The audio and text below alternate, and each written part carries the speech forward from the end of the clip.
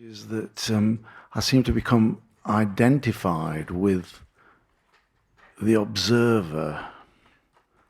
It's like it's become an identity. I'm consciousness. I am the noticer. I am the observer. And even as I was listening to you, I was observing myself listening to Rupert, and it's a funny sort of experience, because it does seem to take away the fullness of experience that I know, that I've experienced, and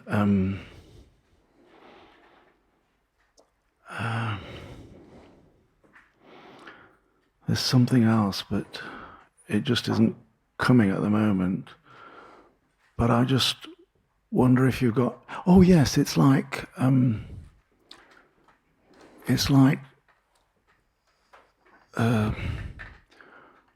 be conscious without being self-conscious is something that I'm missing, I think. I mean, and I can hear myself saying this as if there's something lacking, and a part of me knows, well, wait a minute, that's a dead giveaway, that something, that I've forgotten who I am.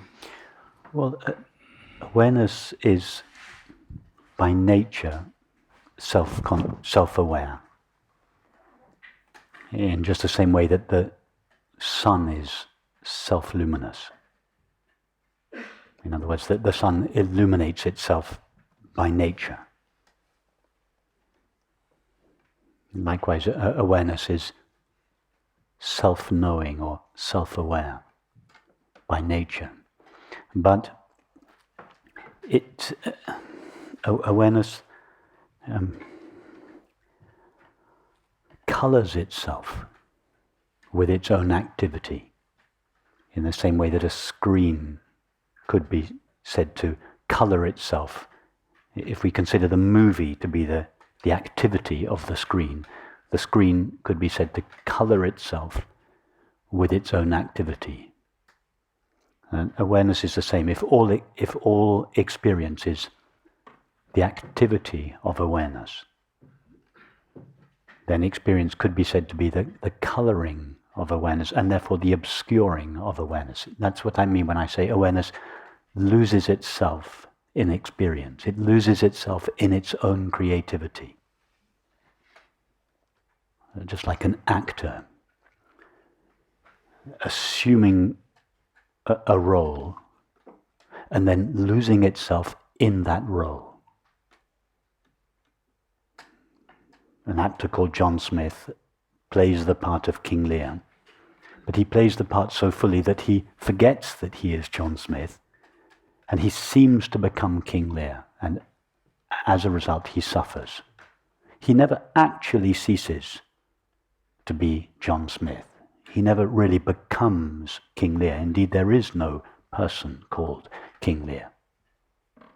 But he seems to veil himself with his own acting. He loses himself, John Smith loses himself in his own creativity, and therefore he suffers. He suffers why? Because he has forgotten himself, because he has overlooked who he really is.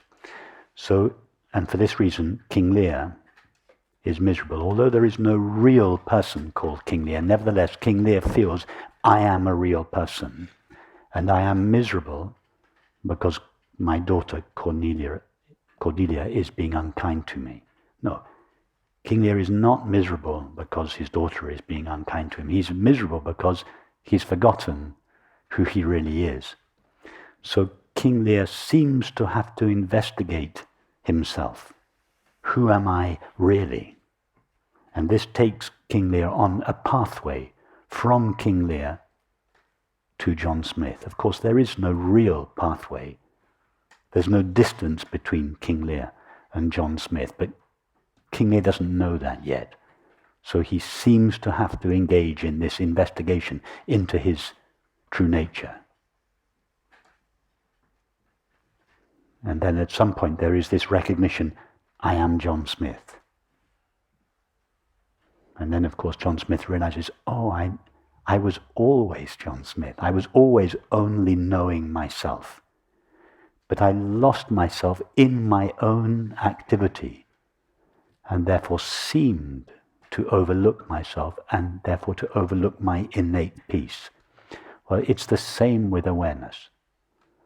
Awareness has assumed the form of thinking, feeling, sensing and perceiving, and as such veiled itself with itself. Veiled itself with its own activity. It has forgotten itself, or overlooked itself, or ignored itself. This is the meaning of in the Vedantic tradition. It's why they refer to ignorance.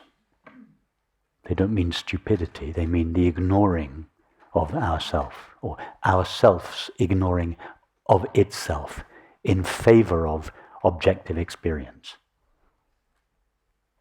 That is why the first step on this path is to relax the focus of our attention from its objective content and allow the attention to go back home, come back to rest in its source, the presence of awareness. And this requires, as you rightly said at the beginning of your question, an apparent distancing of ourselves from experience. I am not my thoughts. I am that which is aware of my thoughts. I am not my feelings and sensations. I am that which is aware of my feelings and sensations. I am not my perceptions. I am that which is aware of my perceptions. It is the via negativa, the path of negation. And the reason we start with this approach is because most people, as I said, have forgotten themselves or overlooked themselves. If you ask most people, what does your experience consist of? They will say thoughts, images, feelings, sensations, perceptions, activities, and relationships. They're very likely to mention the presence of awareness, although awareness is all there is to experience. Did you say they're not very likely? They're not very likely. No. Not you lot. I know that all of you lot will mention awareness, of course, but most people, if we were to ask most of the 7 billion of us, what does your experience consist of?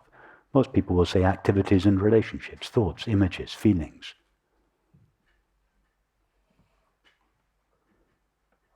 Because awareness has been overlooked, not because it is something distant or unknowable. On the contrary, because it is so close, so intimately known, that it has been overlooked in favor of objective experience. So that is why there is this initial turning away from experience, from the objective content of experience, back towards the presence of awareness, in order to establish the presence of awareness, in order to notice, oh, there is something that knows my experience. I thought there was just my experience, but there is something that knows my experience. And whatever it is that knows my experience remains consistently present throughout all changing experience. So the first step is to establish the presence of awareness, and not just to establish the presence of awareness, but to establish that I am essentially that. The second step is then to discover the nature of the awareness that I am. We will go more deeply into this over the weekend.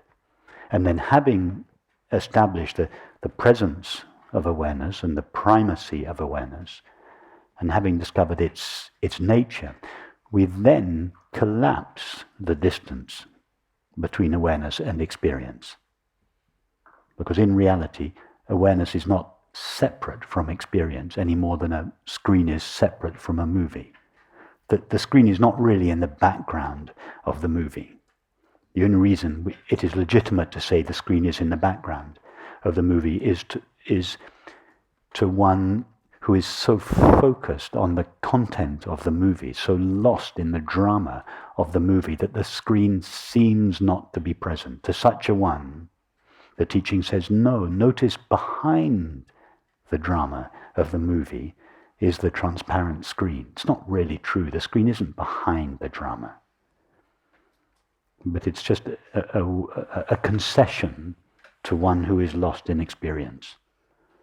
Having seen that the screen of awareness lies behind the drama of experience, we can then say, well, notice in fact that the screen doesn't lie behind the image, it actually pervades the image. There is no part of the image that is not pervaded by the screen, just as there is no part of experience that is not pervaded by the knowing of it, by the consciousness of it.